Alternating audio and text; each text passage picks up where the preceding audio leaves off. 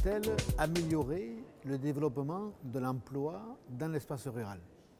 Puisque la politique agricole commune représente 40% du budget de l'Union européenne. Il faut que l'agriculture, d'abord, c'est de réformer la réforme de la PAC dans toutes ses composantes. Il faut que la PAC réponde à 4 défis.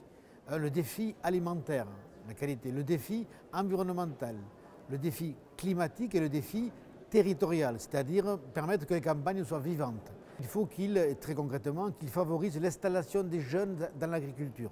2, il faut que les politiques agricoles communes regagnent en légitimité par rapport aux citoyens. 3, c'est la qualité alimentaire. Il faut rentrer dans l'enjeu agricole par la santé humaine et l'enjeu nutritionnel. 4, c'est l'enjeu territorial, c'est-à-dire qu'il faut reterritorialiser les politiques agricoles. Donc ça veut dire qu'on va privilégier l'intervention vers les petites et moyennes exploitations agricoles.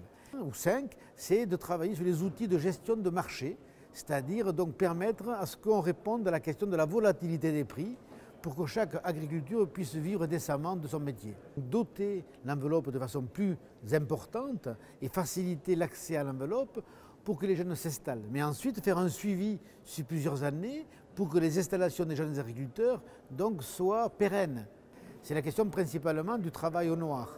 Et donc il faut effectivement augmenter les contrôles pour faire en sorte que les bénéficiaires de l'aide publique soient conformes et respectent les lois italiennes et européennes. Aujourd'hui, on peut catégoriser 3 niveaux d'agriculture. Une agriculture de subsistance qu'on rencontre essentiellement dans les pays de l'Est, c'est-à-dire les foyers qui ont une ou deux vaches donc, sur l'exploitation, mais qui dépendent plutôt des financements sociaux et des États membres.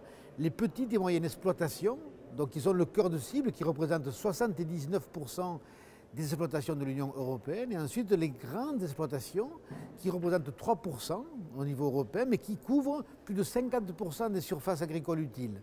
Et s'il était voté positivement, il va servir à la Commission, qui a le pouvoir d'initiative, dans l'écriture du projet de la future PAC de l'après 2020.